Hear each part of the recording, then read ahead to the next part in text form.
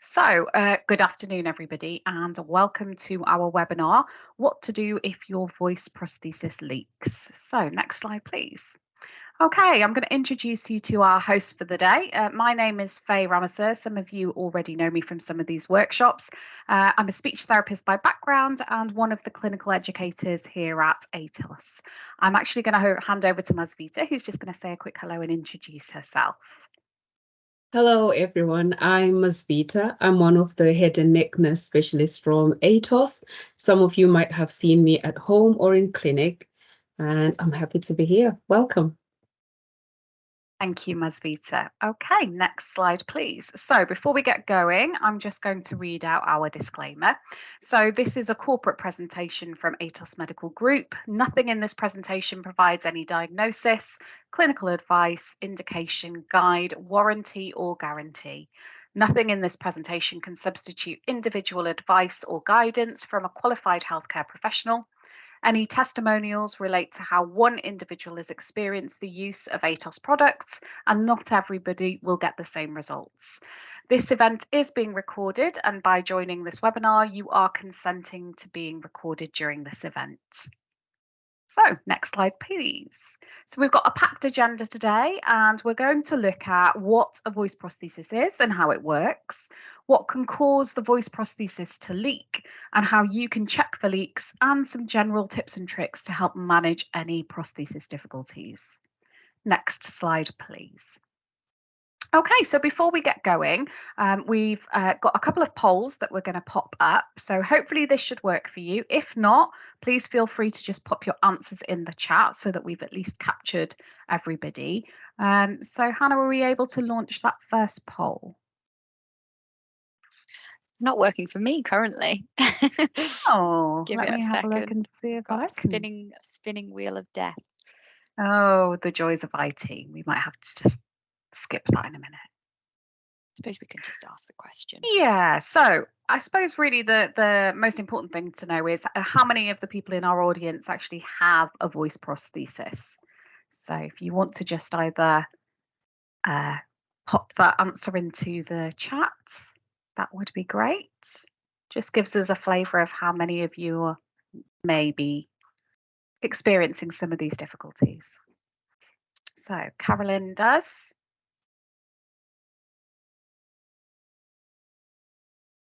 Yep, Tony, also Ben, Stuart, great. So it seems like most people who are on the call may have a voice prosthesis.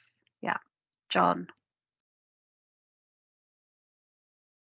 Yeah, Brian does. Got a thumbs up there. Yeah, cool. Okay. Yeah, Duncan also. Fabulous. Okay. Right, well, what we're going to do then, obviously this is going to be super useful then for you guys. We do have the chat function, so obviously if you have any questions along the way or anything that you want to put to myself or Masvita, we will have a bit of a Q&A at the end, but please feel free to put any comments or questions in the chat as we go along. Okay, so let's move on to the next slide. And let's look at what is a voice prosthesis. So you've all got them in place, but the question is was this ever explained? Do you know what it's all about? So a voice prosthesis is a small plastic device, and it's got two flanges either side. Sorry, Hannah, can we just go back one slide? That's it. Brilliant. Thank you. And as you can see on this image, it's got two flanges either side of the tube, and that's designed to keep it in place once it's inside your body. It's the flanges are kind of like a pair of bookends. So between those two flanges, there's a small tube that contains a one-way valve. And how this valve works is as you breathe out, you have to cover over your stoma, and that stops the air from coming out of the stoma. This then pushes the air that's built up through the tube of the voice prosthesis, which then forces a valve that sits inside that tube open to allow the air to travel up through your food pipe, which will help the tissues then to vibrate to produce a new voice. So when you're eating, drinking, or breathing when you're not speaking, that valve will stay closed. So it only ever opens when you're trying to push air through it to enable you to be able to produce a voice. Next slide, please. So this slide actually takes the voice prosthesis and breaks it down in a little bit more detail. So as you can see, there are two flanges, or on this particular diagram, they're called collars. And these, as we've explained, one sits flush against the wall in your airway. So as you look into your stoma, that will be the collar or the flange that you'll be able to see. And then the other sits flush against the other side of that wall in your food pipe. Okay, inside the tube there, you can see a closer view of what that one-way valve or flap looks like. And that obviously opens to allow the air to travel through to be able to help you to produce voice. Next slide, please. So now we know what a voice prosthesis is and how it works, we can now have a little chat about some of the reasons that your voice prosthesis can leak. So next slide, please. What we do know is that a voice prosthesis doesn't last forever. As with any device that we use, it can wear and tear over time and will need replacing. Most people will have their valve changed only usually if there's a problem. Some people may have it done routinely. And it will only usually be changed if you have a problem with it. So, and this usually happens, I would say, on average between sort of 2 to 4 months. Again, it does depend on each individual. Some people may have their valve in place for a lot longer, and other people might need theirs changing more frequently. Okay. Bacteria and yeasts that naturally occur in your mouth and throat can build up on the voice prosthesis, and that might cause some sort of leakage. And there may also be some difficulties around the tissue that surrounds the actual voice prosthesis, and that might be another reason why you might find some leakage. Again, this is all very, very individual. Okay. So a valve can actually leak in 2 ways. So you may find food or fluid comes through the center, through the tube of the voice prosthesis, or you might find that it leaks around the flange and comes behind the flange of the voice prosthesis. So we did have a poll to look at whether you've experienced this. So what would be really helpful for me is if you could pop into the chat whether you've experienced either leakage through the valve, around the valve, or both. So just give a couple of minutes for that to. So, David, I can see you've got your hand up.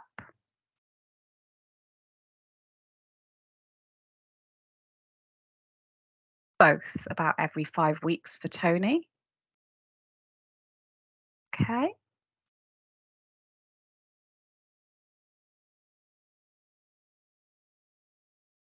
Always through the valve for Carolyn.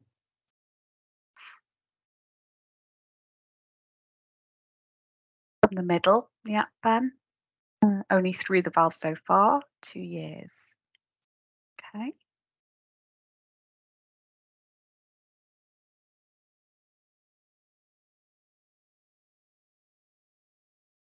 Just give a couple more minutes just to allow people to pop in the chat. Resistance valve fitted. It was every 2 weeks centrally, yeah.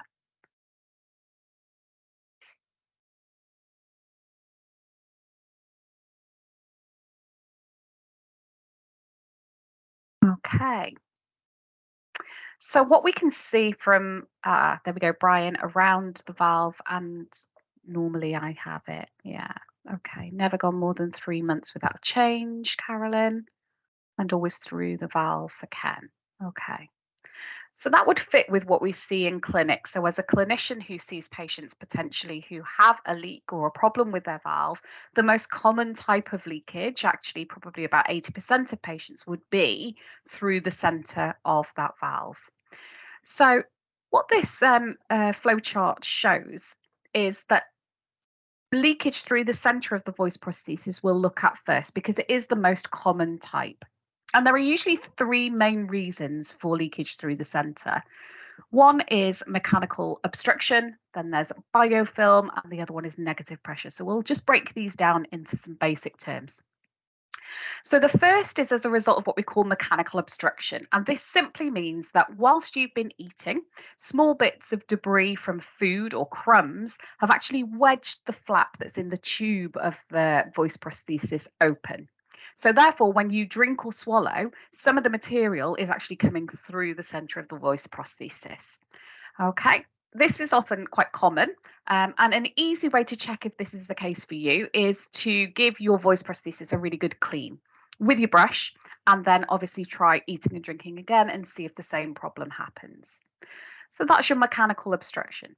The second reason for central leakage or leakage through the centre of the valve is that there may be a bacterial or yeast buildup on that flange that sits in your food pipe. So as you're eating and drinking over time, this can build up on the flange and cause it to decay more quickly.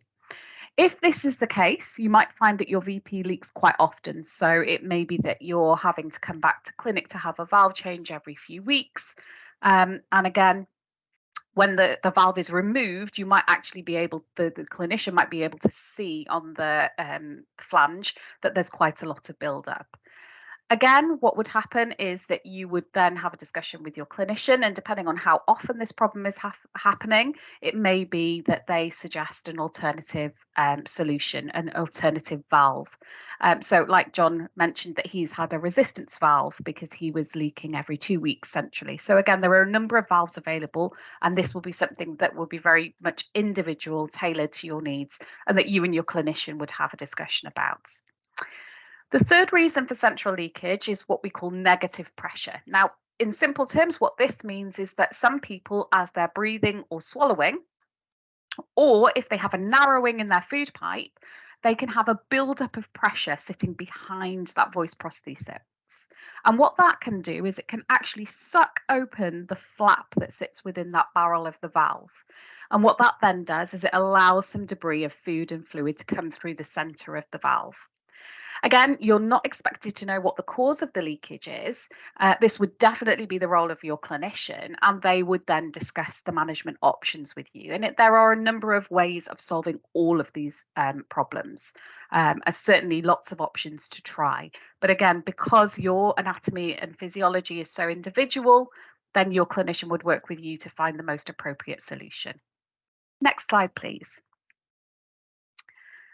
So for some of you, if you are lucky enough to have never seen central leakage or leakage coming through the centre of the valve, then here's a little video so that you might actually know what you're looking for, because it's always helpful to know. So, and also if you're not able to see your own valve, this is what central leakage would look like. So you can see it's nice, bright and green. So this person has been given some green coloured water so that it's nice and visible when they're having a drink. So we're able to see exactly where that leakage is. And you can see it just literally drips through the centre of that valve. Now, this is quite a lot of liquid. Some people have tiny, tiny amounts that you really have to look closely to be able to see. And other people will have quite a significant amount coming through. Okay, let's move on to the next slide. So we've looked at what some of the causes are for leakage coming through the centre of your valve. Now we can have a little look at what might cause the leakage around the barrel and behind the flange that you can actually see and why that happens. So this is much less common, although I know from the chat that some of you have experienced this. And it can be quite tricky to manage because there's lots of different factors that we need to take into consideration. So there are two main reasons for a leak, what we call peripherally or around the voice prosthesis. Now, it can be either device related, so to do with the actual valve, or it can be due to the tissue and how that's sitting around your valve. Okay, so if your voice prosthesis is too long, you may be able to see this when you look in a mirror, or if you've got someone who helps you with your voice prosthesis, they may also be able to see it. If you can see the tube part of the voice prosthesis as it's sitting at rest, then that's usually a good indicator that it might be a little bit too long. Now, a voice prosthesis should sit really snugly against either side of that tissue between your airway and your food pipe.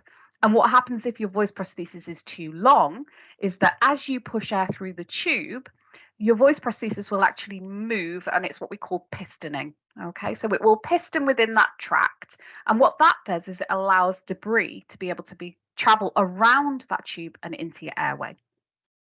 So your clinician obviously will be able to assess you to make sure you've got the right length of voice prosthesis. But if you recognize it and you see that it's a bit long, then it's definitely worth having a chat with your clinician sooner. And what they will do is they'll either remeasure or change the length and potentially look at whether you need something a little bit shorter. Okay. So that's the device related issue. The diameter or the sort of size of your voice prosthesis doesn't have an impact on leaking around the actual voice prosthesis, but the actual length of it, of how long that is, can. If we're talking about puncture related, so what the tissue's like, then obviously the voice prosthesis, that we have to do a little bit of detective work. So that you and your clinician will definitely have to undertake a little bit of digging around to find out what the actual cause of the problems with the tissue are. And there's lots of different reasons that this can happen. It might be that there's an infection. It might be that reflux is causing a bit of inflammation. I see that somebody had mentioned about a sort of skin growing over the voice prosthesis sometimes. If you've had radiotherapy, that can impact on swelling and how sore that might be.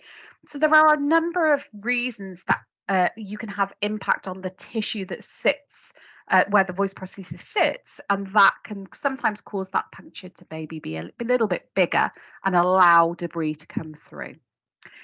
There is the option also of having a buildup of pressure in that food pipe again. And this often happens when you have quite a significant narrowing of your food pipe. And what happens is that can squeeze some of the debris around the tube and cause it to appear behind that flange.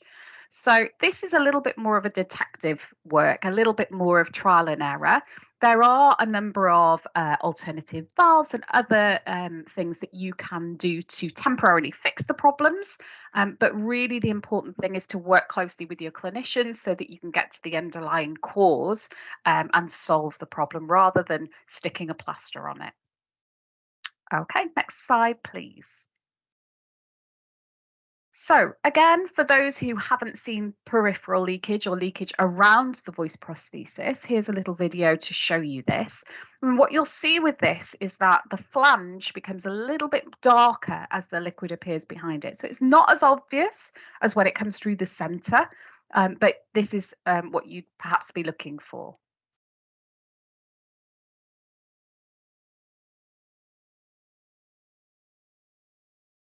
There, you can just see it's like blue liquid sitting behind the flange. And we'll show this a couple of times just that you've got a really good chance to have a look. And again, for some people, you might not be able to visualize your own voice prosthesis because of where it's situated. So again, if you've got somebody who helps you manage that, this is really helpful for them to see. So again, you just see that liquid flowing behind that translucent flange, and you're able to see how that can then drip down into the airway. Okay, next slide, please.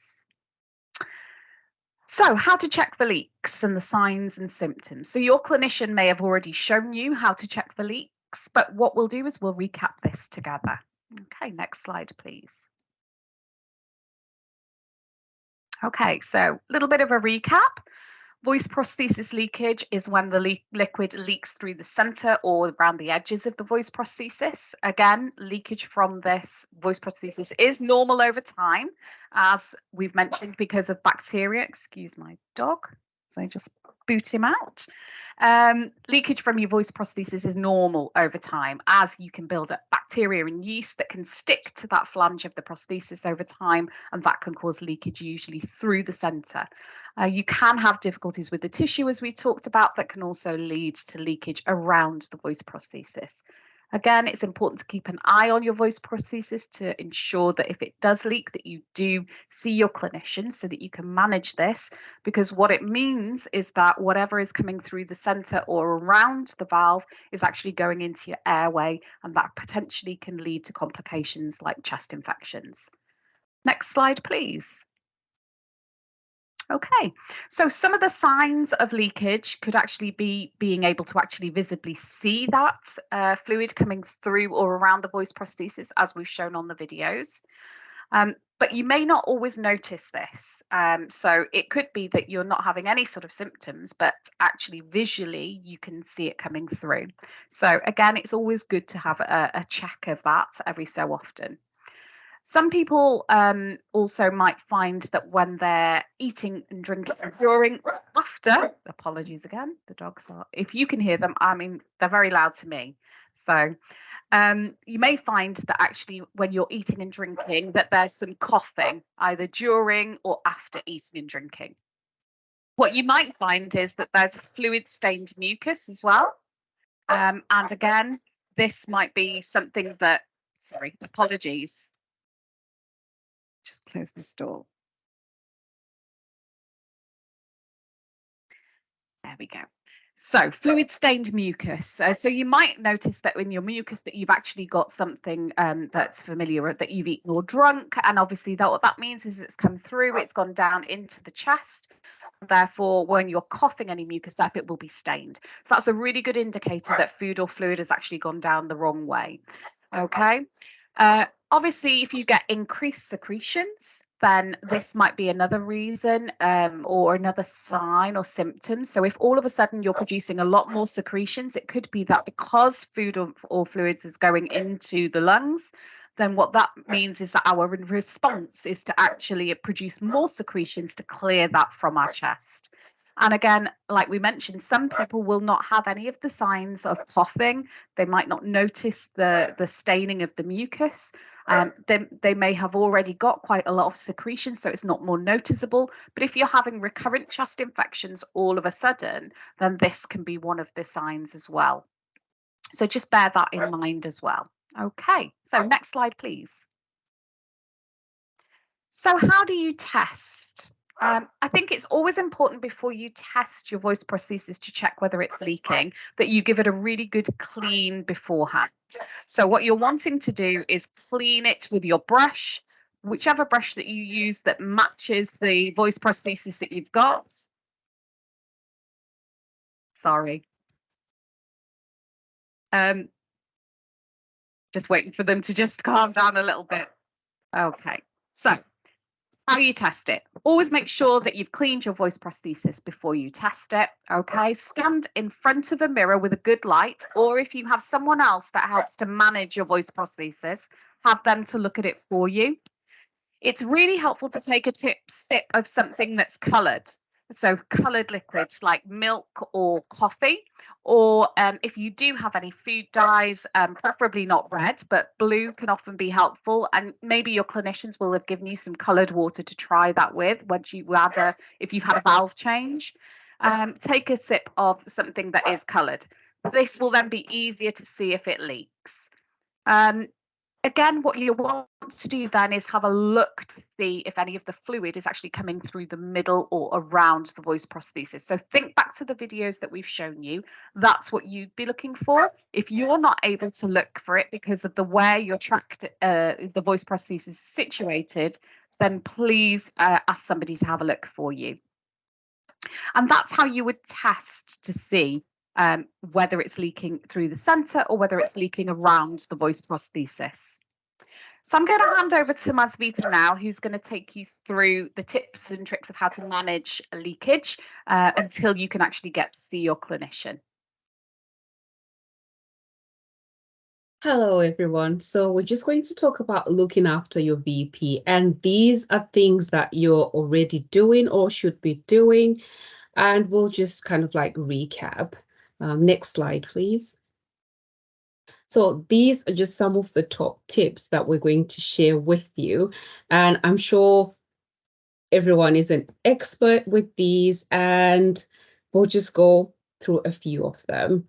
if you do find that your voice prosthesis has a bit of a leak, then the advice would be not to drink any liquids on their own. If you're going to have a cup of tea, try and have that with a biscuit.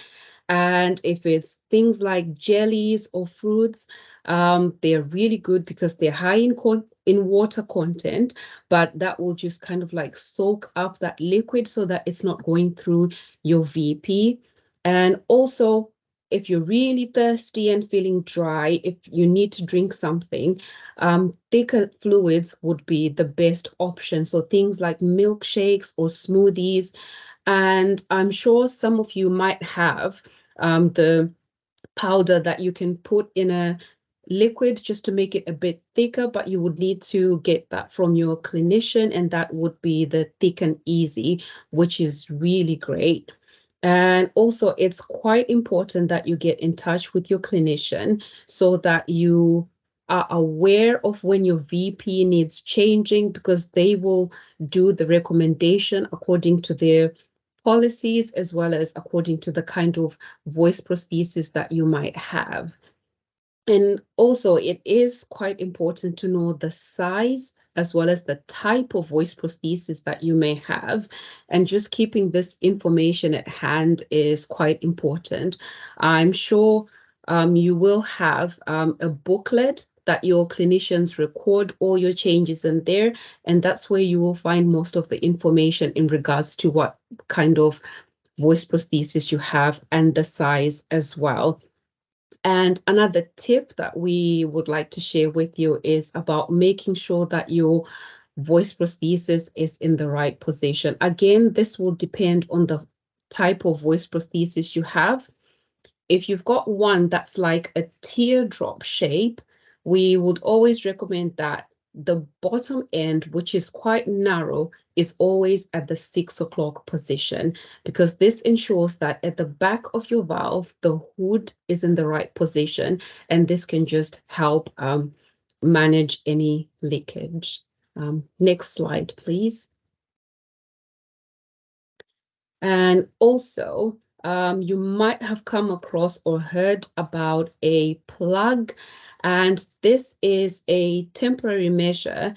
As soon as you find out that your VP is leaking, you should have a plug which just ensures that you are not having any leakages while you're just waiting for that to be resolved.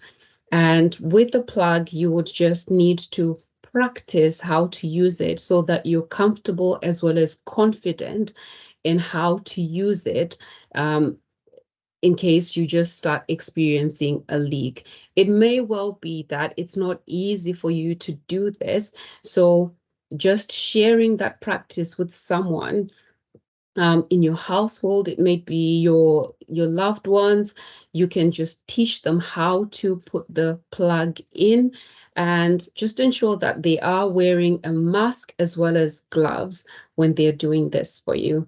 And again, it goes without saying that you need to be talking with your clinician about any backup plans as soon as you realize that you need to be using your plug, as this is a temporary measure. Next slide, please. Thank you.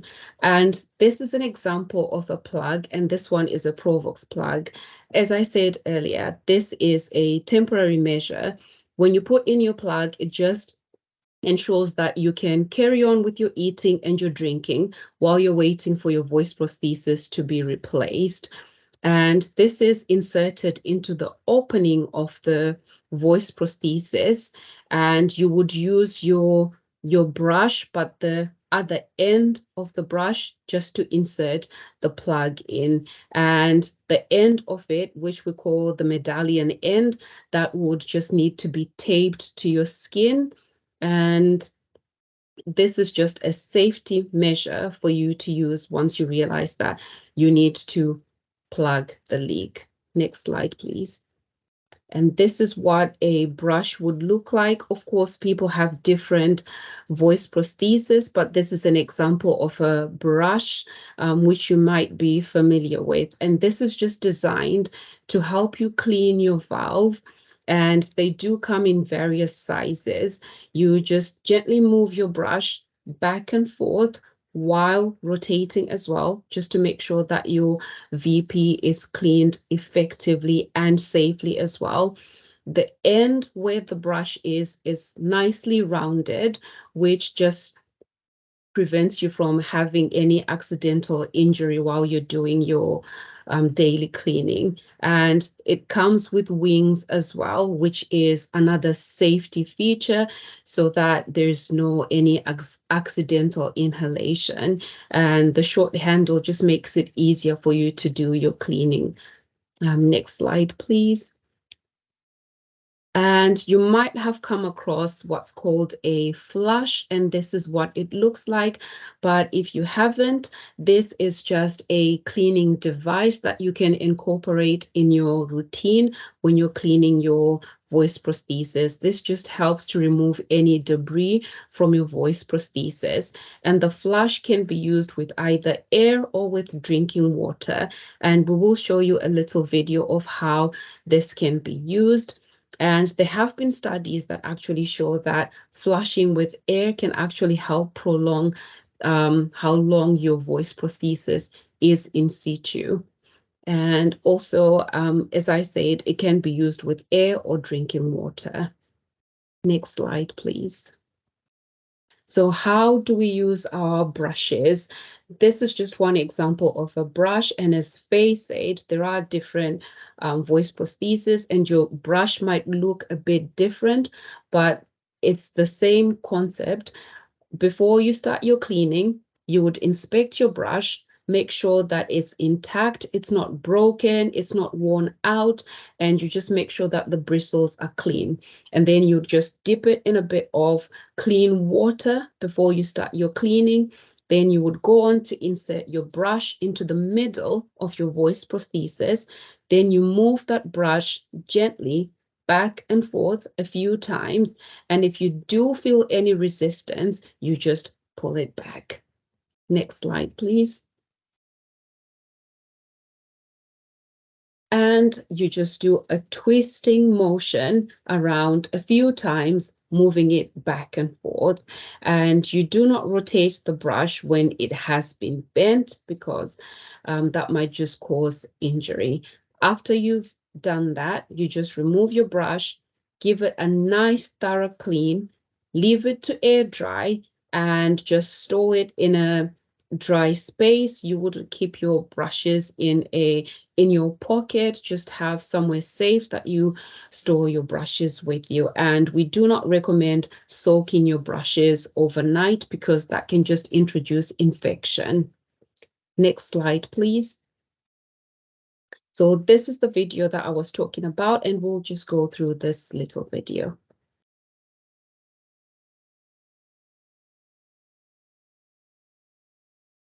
Daily cleaning of the voice prosthesis or valve is important, as it can help delay leakage and also remove debris from the esophageal end. You should clean the valve at least twice a day, and I recommend also after every meal. Cleaning it after you eat helps to remove any food debris that might get stuck on the esophageal end of the voice prosthesis. I'll just demonstrate now how to clean with the brush. So the Provox brush has a rounded tip and bristles, and you gently insert the brush into the middle of the valve, push it in until it stops, gently turn, and then remove. There are lots of different brushes for voice prostheses. Be sure to choose the right brush that goes with your voice prosthesis and also the right length. Remember that after you brush your voice prosthesis, you should also use the flush. I like to say it's like flossing. After you brush your teeth, you should also floss your teeth to remove any extra debris that's left over. In order to use the flush, put it into a glass of drinking water, squeeze the bulb firmly to draw water up into it, let go, ensure that you filled the bulb completely. After you filled the flush with water, place it inside the voice prosthesis until it stops, then flush the water through.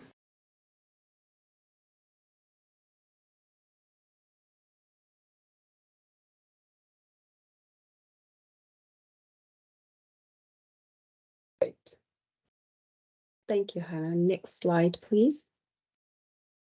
So we have touched upon using the brush, and as you've seen in the video, it just demonstrated how to use your flush. And of course, you would start by using your brush first before you use your flush, and just follow on the instructions that were mentioned in the video. And that is to place your flush in a cup of clean water, just squeeze the bulb and then release to draw water into the bulb.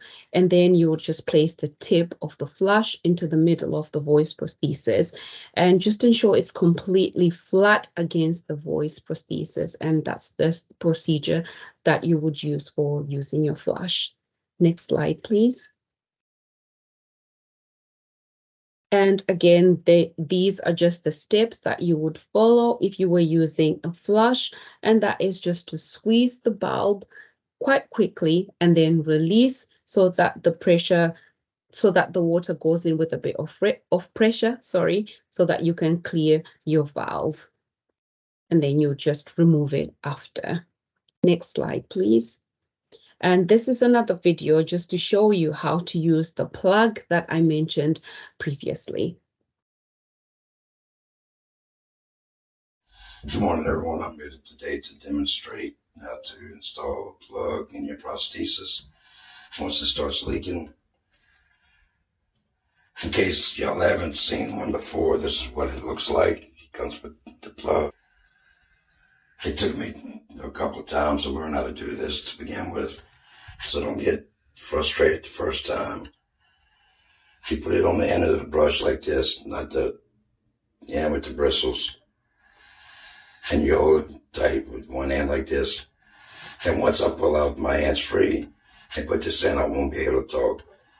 So I'll let you know now, once I finish installing it, I'm going to tape the tab to my chest.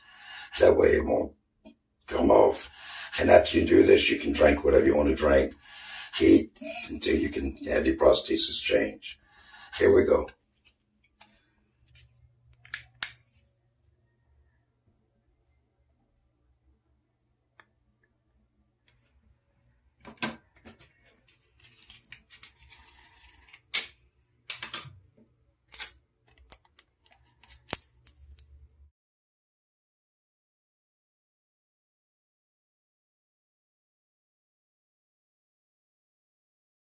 Perfect.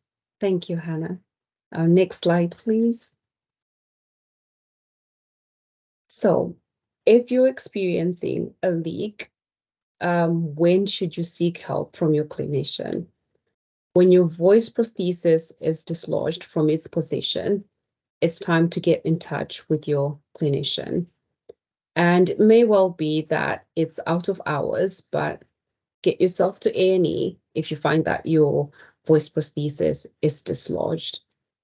If you notice any blood or fresh tissue on the brush, just as when you're doing your cleaning, it is time to contact your clinician. If you're experiencing any tissue growth over your VP when you examine it, again, it's time to speak with your clinician.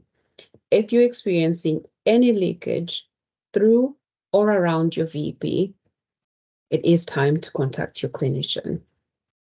Next slide, please. So with ATOS, you've got various people that you can contact if you've got any immediate questions in regards to your voice prosthesis leaking. We do have our customer care, and you can contact them via email or phone number. And you also have specialist nursing services. One of the services is where I'm from. You can contact the field nurses, but we also have the best start nurses over the phone to support you with any questions that you may have. And also events like the ones that we're having today are resources for you to use as well. And we also have resources that you can reach out to on social media, either on the Facebook group, on Twitter, or on YouTube. And I think those are all the slides for today. So, yeah. Yeah, I'm just having a look at the chat there. I know that Ben has never seen the flush, and a lot of people haven't seen the flush, I'll be honest. It's not something that clinicians will naturally just provide you with. Yeah. Usually when you have your voice prosthesis, you should come away with at least a plug and a brush. That's what we would expect. The flush is definitely something that's an added bonus, and as Masvita said, there are some studies that show that actually it can prolong the device life of your voice prosthesis. So again, when you think back to that central leakage and that mechanical obstruction where the valve might actually be sitting open, then it may be that actually by loosening the debris with the brush, you actually then want to use the flush to push it through. So yeah, just ask your clinician, either speech therapist or specialist nurse that does your valve changes. They should be able to access the flush for you. Just another point on the flush, sometimes what's useful whilst you're getting used to it, rather than utilizing the drinking water first off, is just do it with air, practice with air. When you pop the flush into the voice prosthesis, it should sort of clip into place. So if you've got the right diameter for the right sized voice prosthesis, it should clip into place quite nicely. What you don't want to do is not have the technique right, have it full of water, squeeze it, and then it all goes into your chest. So really good to be able to practice it with just air. So as you squeeze it, you'll hear the air coming out. Then you want to fit it into your voice prosthesis, practice with the air before you move on to water. The air also will get rid of any debris. So if you're happy with just using air, you can, but obviously the water gives that added measure. But it's about making sure you've got the really good seal when you put the flush into the voice prosthesis. Yeah, I can see that John has just said in the chat, I've had central leakage and tried to stop. The flush has cured the leak. So it does work. Yeah, and often it's the simple things that are the most effective. If you're having other complications that are causing the leak through the center, then yes, absolutely, you need to be looking at that. But the flush does add an extra layer of protection as well to make sure that voice prosthesis is really clean. And again, it's how often you're doing that. What you don't want to be doing it every minute of the day, but again, twice a day, like you would brush your teeth, and then after each meal or drink, just to make sure that there's no debris in that tube of the actual voice prosthesis. So that can be really helpful. I noticed that Carolyn, you'd put a question, really good question actually. Once the plug is in place, does the HME remain open, or can you still use your HME? So the idea of the plug, as Masvita said, it's a temporary measure of managing central leakage, so through the center of the valve, when you can't get into a clinic to get your valve changed, okay? So the idea of this is always on a Friday afternoon or a Friday evening, you will notice that your voice prosthesis will be leaking. And that's where there's no speech therapist, no clinicians there to be able to change the valve. So this is then, well, what do we do? I'm not going to be able to eat or drink over the entire weekend, and I'm going to have to go to A&E. So with a plug, what it helps you to do is actually manage that leakage whilst you're unable to get to clinic. So you would remove your home, you would put in place your plug as shown in the video, you would then eat and drink, and then you would remove the plug so you can still speak then, and then you put your home back on. So you're right, you wouldn't be able to wear your HME at the same time as having the plug in place, but the plug is not designed to be there all day long. It's designed for when those times that you're eating and drinking and you're more likely to have the leakage through the center, you would use it at that point. So you can remove your home for that period of time whilst you have a drink, maybe once you have something to eat, and then you would pop your home, go whichever one back on. So hopefully that makes it a little bit clearer. So Duncan says that he's used the plug and it works really well. It's just a really, really effective way of being able to continue to eat and drink whilst you're waiting for an appointment. And sometimes those appointments can come really quickly. But like I say, if it's Friday afternoon and you've got a bank holiday, which is always when something like this happens. It just means that you don't have to stop eating and drinking. You can continue to do that, as well as then, once you've removed it, voice. So as the gentleman in the video showed, when you've got the plug in place, it won't allow any air to flow through. So you won't be able to voice at that point. But again, the idea of it is to stop anything from coming through the centre. Okay. Some more questions. Yeah, I'm just having a little look at some that we had ahead of time. Yeah. Again, we had a couple of questions around voice prostheses leaking after every sort of 3 months. Again, the device life varies from person to person. An average device life for a standard valve, whatever the valve might be, usually is around 3 months. Over the years, we now know from some of the research that actually the voice prostheses aren't lasting as long. And again, there are lots of different factors for that. But so 3 months is not too bad. Okay. Again, some people can get 6 months, 12 months out of a standard valve. It is very, very individual. And there's no clear reason as to why one person might get something really good out of a valve and others might only last a few weeks. I think if you are having a valve change every 3 months, it might be worth having that conversation with your clinician to see what's the state of the valve. Is there anything that you could be doing lifestyle wise that might increase the length of time? Definitely cleaning regularly. So if you're cleaning once a day, maybe do that twice a day and after each meal, see whether that works. Maybe using the flush and the brush. And then looking at what does the valve look like on removal and when you're having a valve change, and seeing if there's any other signs of anything that you could potentially utilize or do to make things a little bit easier. So I would suggest that definitely having those conversations is really helpful.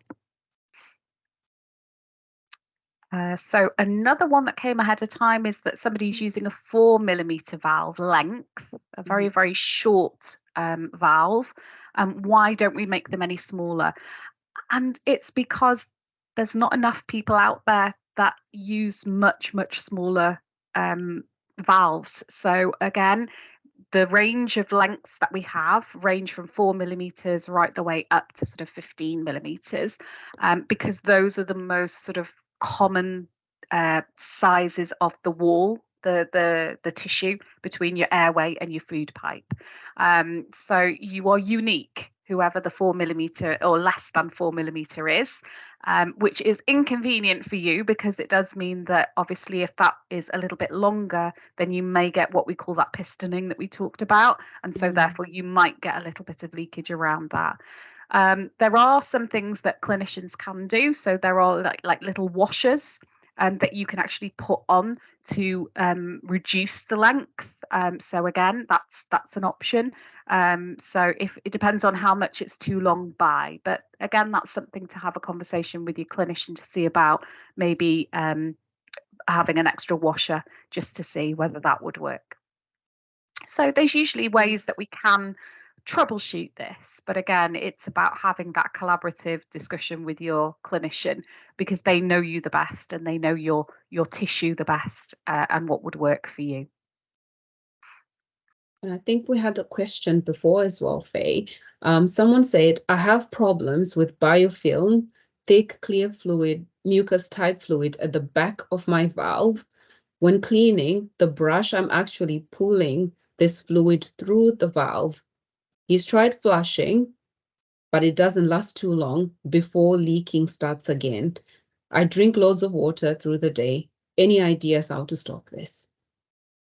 Okay, so biofilm is a notorious problem and is one of the biggest causes of central leakage.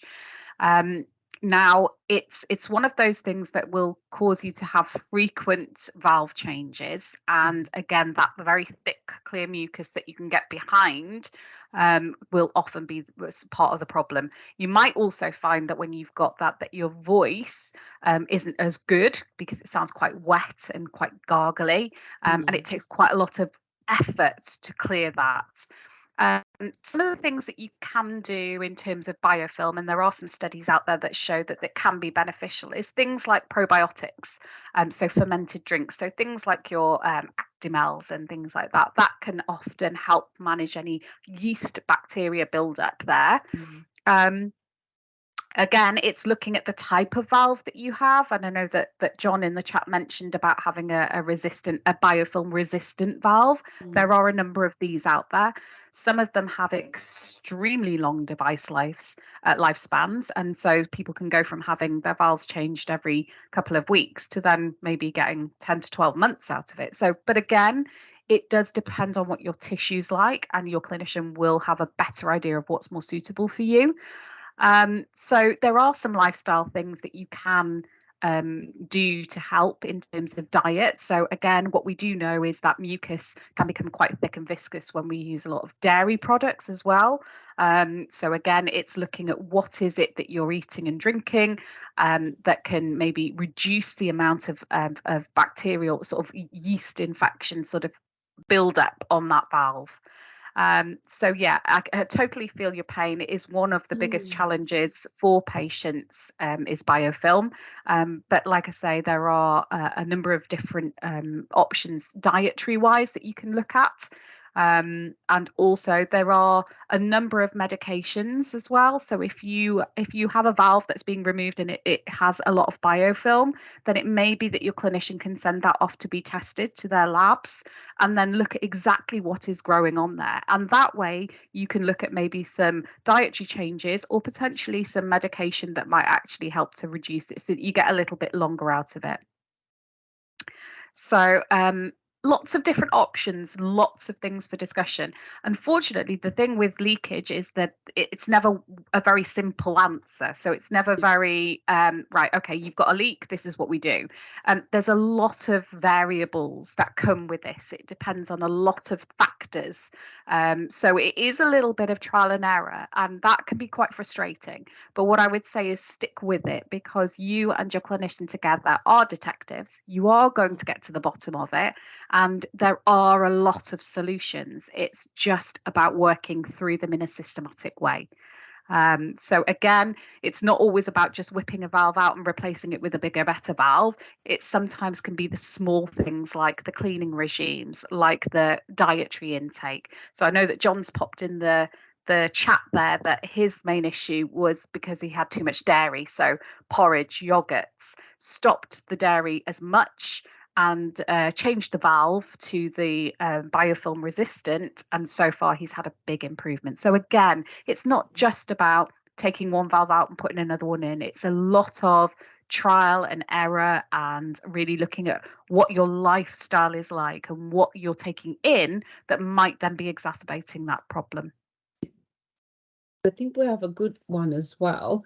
Someone is struggling with overgranulation, tissue growing over the valve, and they feel that there is something they should be doing. Is there anything that they can actually do about tissue growing over the valve?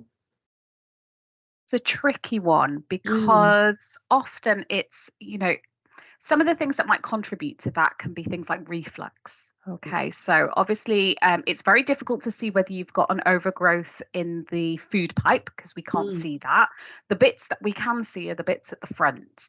And obviously if you're noticing overgranulation, again, it's about looking at the length of your voice prosthesis. Is it too short? Is it too tight? That can sometimes irritate the skin. If you're having some overgrowth, then it's really about looking at what's happening with the tissue, where that voice prosthesis is sitting. And again, it might be that you have a lot of reflux, so it might be about looking at maybe utilizing things like Gaviscon, or maybe even discussing it with your clinician about having some sort of medication to help manage the reflux.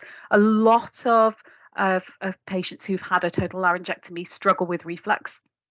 It's not unusual. In fact, it's extremely common. So if you can get that under control, then depending on where the granulation is will depend on how you manage it. So I think it's definitely, is there something that you can do?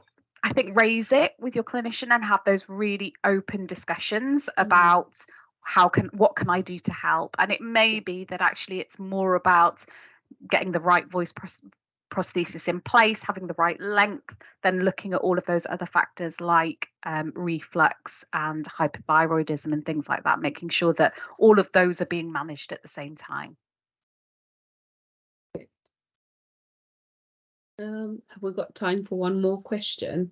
I think we might do. Yeah, there is a good one here. I have problems after I eat or drink. I have residual sitting above my valve and have to try and push it out and not talk for a few minutes. Okay, so again, as Masvita was saying before, the position of your valve in the tract is really important, particularly when you're using a Vega valve, so a Provox valve. If that's the type of valve that you have, there is a position for that. And the reason being is that at the back of the voice prosthesis, the bit that we can't see that sits in your food pipe, it has a hood over the top. Now, the idea of that hood is as you're swallowing, it prevents food from entering the center of that valve. If it's upside down, then you've got like a scoop for things to sit in.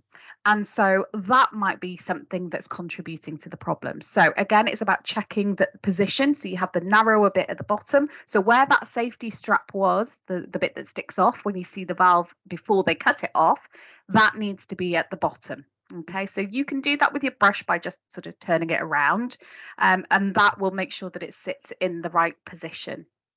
That's one thing.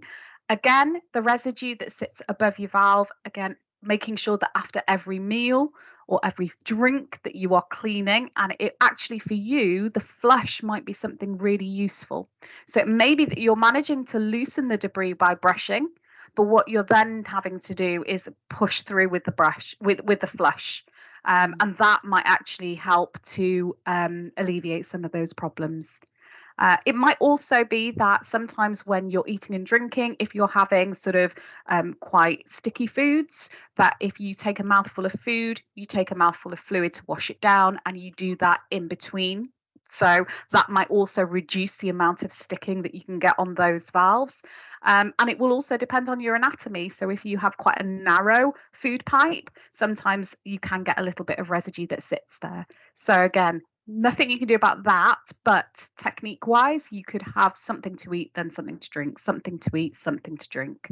So those are a few sort of tips and tricks that hopefully you can have a try. But like I say, nothing is better than having that consultation with your clinicians, because they know your tracts, they know what voice prostheses you have, and they can help work through some of these problems. But what I would say is persevere. There is usually a solution. And you guys are very much part of that solution. So absolutely, reach out to your clinicians. So hopefully that's been helpful. Apologies for my very noisy dogs earlier on. They are sleeping now. And I hope that we've been able to answer as many of your questions as possible. It's always great to get your feedback. So thank you for your participation and all the great questions. And if you have any further questions, then, always reach out to us here at ATOS. We're more than happy to help in any way that we can. And we hope you have a great afternoon. Thank you, everyone. Thank you.